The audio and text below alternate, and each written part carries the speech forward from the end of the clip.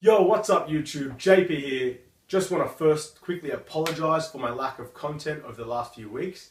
I've just been really busy coming back from the Raw World Championships. Last week I was at the Pacific Games in Papua New Guinea, helping with a powerlifting event there, but I'm back now and I've got some spare time on my hands, so expect some fresh videos up over the next week or two.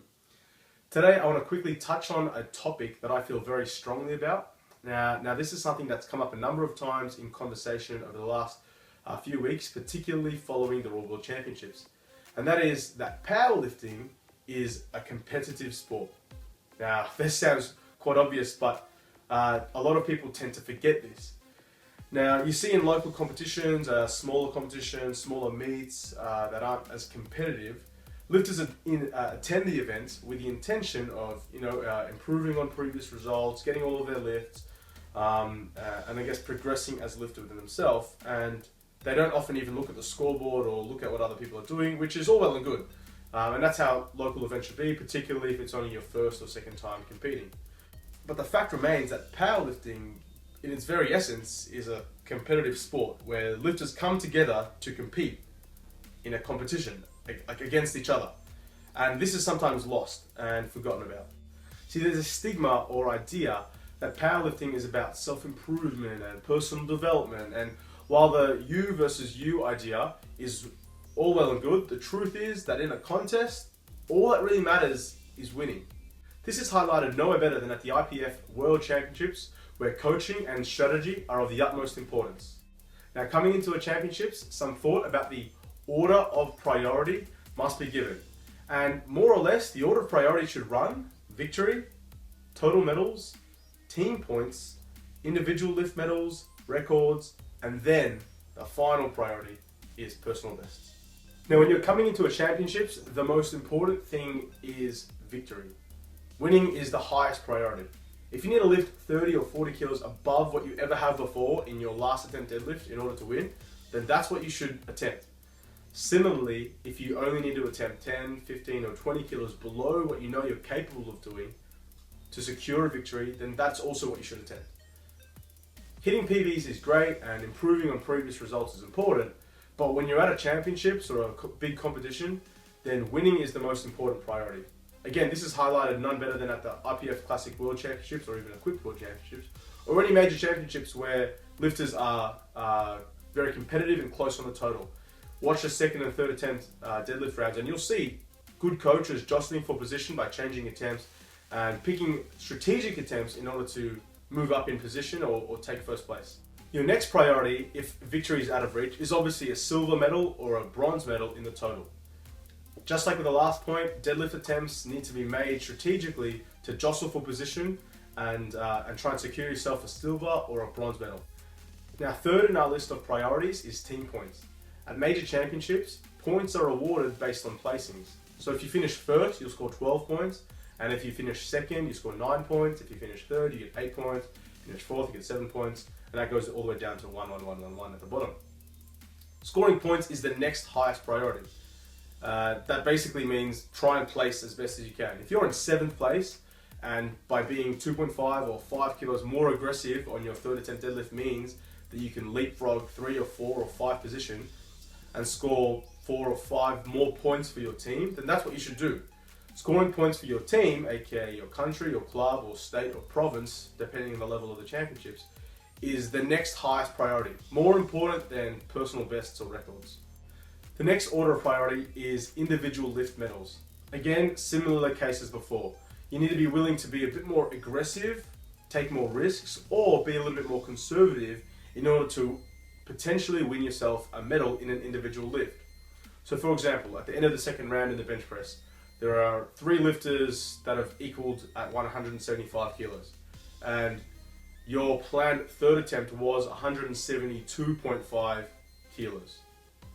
But you see this, so what you do is submit a third attempt of 175 kilos to match the top 3, because you know that you're the lightest in body weight.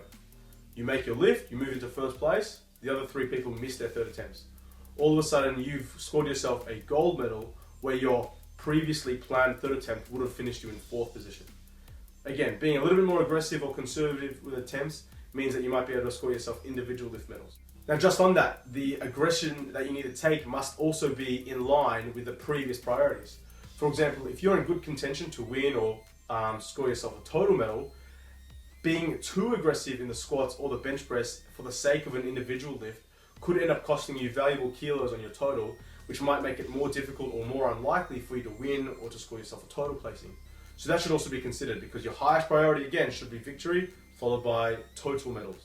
Now, if all of those previous points have been covered and you're coming into the, for example, last round of the deadlift, you can't change your placing, you can't leapfrog into 5th, and your 6th position is locked in, the guy in 7th is too far behind to catch you, and all the other priorities have been thought about, then your next priority might be, for example, records. So you might be at the World Championships and you might say, hey, got nothing to lose, let's go for a national record attempt.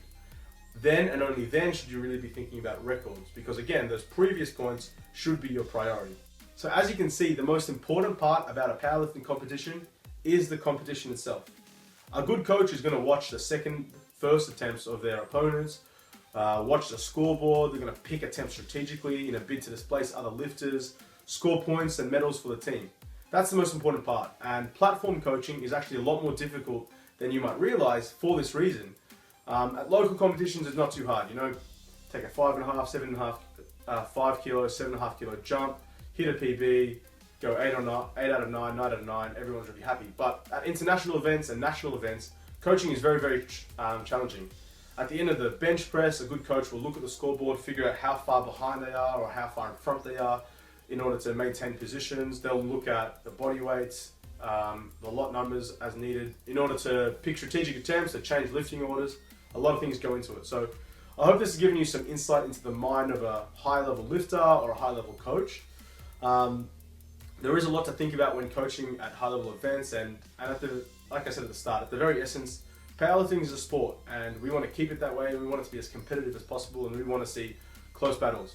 All you need to do is go look through the score sheet at the World Championships. You're going to see how close some events were and how strategic some of the lifts are. If you look at the third attempt deadlifts particularly, you'll see that it was either for the win or whatever it might be. I've got some more fresh videos coming out soon, so if you like this video, please like it, share with your friends, show some support. Otherwise, until next time, thanks a lot. JP out. Joey, come back! How the fuck did you get a bicycle? Holy crap, I'm running like a bicycle person. Oh my god. It's insane. He wants that world record total. He... People are all standing. wants to pull 360. Oh no! You are so close. Did not just happen. This for the gold. Yeah, she can pull this for the gold medal. And the deadlift untotal. She's taken a big jump. The coach is getting the audience going. It's going to be tough. She's got a way you win gold medal. Big job in front of her here. Everything tight. Got to stretch. Let the body extend. Extend the body. No, not quite. She just Well tried. can't do it. About Ivalo, then he didn't need to do this. Yeah, but this is the last lift in the round. You cannot say it's no lift.